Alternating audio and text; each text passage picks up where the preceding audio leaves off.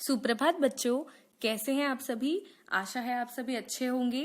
तो चलिए आज हम एक हिंदी का नया पाठ पढ़ते हैं जिसका नाम है मेरी उड़ान मेरी पहचान। मेरी उड़ान मेरी पहचान। खिलौने सभी को अच्छे लगते हैं। अगर ये खिलौने मिलजुल कर रहना सिखाएं तो उसका कहना ही क्या। आओ इस काल्पनिक कहानी से कुछ सीखें। हवाई जहाज नीले व सफेद रंग का एक खिलौना है। इसके आसपास दो चमकदार पंख हैं। इस पर एक नीली बत्ती लगी हुई है। चलते समय यह बोलता है, मेरी उड़ान मेरी पहचान। मेरी उड़ान मेरी पहचान। खिलौनों की दुकान में हवाई जहाज को देखकर पुलकित उसे पाने के लिए मचल उठा। पुलकित की जिद सुनकर हवाई जहाज बहुत खुश हुआ। उसे खुद पर गर्व महसूस होने लगा। माँ ने पुलकित को हवाई जहाज खरीदकर दिया।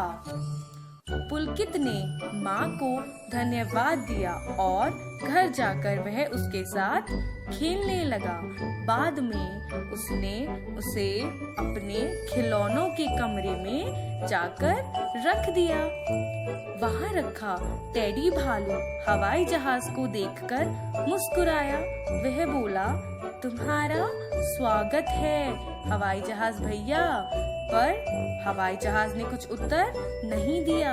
तभी मीशू गुड़िया बोली, क्या तुम हमें अपनी सवारी करवाओगे। हवाई जहाज अब भी चुप रहा। उसने अन्य खिलौनों से मित्रता करने की कोई कोशिश नहीं की। खिलौने आपस में फुसफुसाने लगे, यह हवाई जहाज बहुत घमंडी है। वह खुद को हम सबसे ज्यादा सुंदर समझता है। हमारी छुक्कू रेलगाड़ी को देखो, वह कितनी अच्छी है, हमें रोज सवारी करवाती है।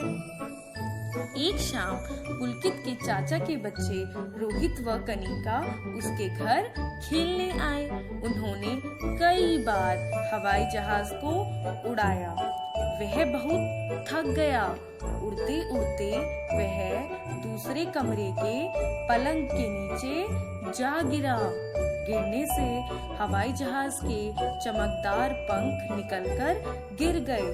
उसके शरीर पर बहुत सी खरोंचे आ गई। बत्ती टूट गई। रोहित व कनिका के जाने के बाद पुलकित घर आकर सो गया। इधर बिंगो हाथी को हवाई जहाज की बहुत चिंता हो रही थी। वह बोला, हवाई जहाज वापस नहीं आया है, हमें उसे ढूंढना चाहिए। बिंगो की बात सुनकर टुक टुक कुत्ता बोला, हमें क्या जरूरत है उसे ढूंढने की, वह तो हमसे बात भी नहीं करता था। टुक टुक तुम्हारी बात सही है, पर इस समय मुसीबत में हमें उसकी मदद करनी चाहिए। मीशू गुड़िया ने सबको समझाया। सभी खिलौने मान गए। वे सभी छुक्कू रेलगाड़ी में बैठकर उसे ढूंढने लगे। अचानक उन्हें पलंग के नीचे से हवाई जहाज के सुबकने की आवाज सुनाई दी। वे दौड़कर उधर गए। वे हवाई जहाज को उठाकर वापस खिलौनों के कमरे में ले आए। सबने मिलकर उसकी धूल झाड़ी। उन्होंने उसकी बत्ती फिर से लगा दी। खरोंचे हटाने के लिए उस पर नीला और सफेद रंग कर दिया। वह फिर से बहुत सुंदर दिखने लगा। हवाई जहाज की आंखों में आंसू आ गए। उसने सबसे माफी मांगी और सबको अपना मित्र बना लिया। उसने अपनी सबको सवारी करवाई। अब वे सब हमेशा मिलजुल कर प्यार से रहने लगे। तो बच्चों, आपने इस कहानी से क्या सीखा।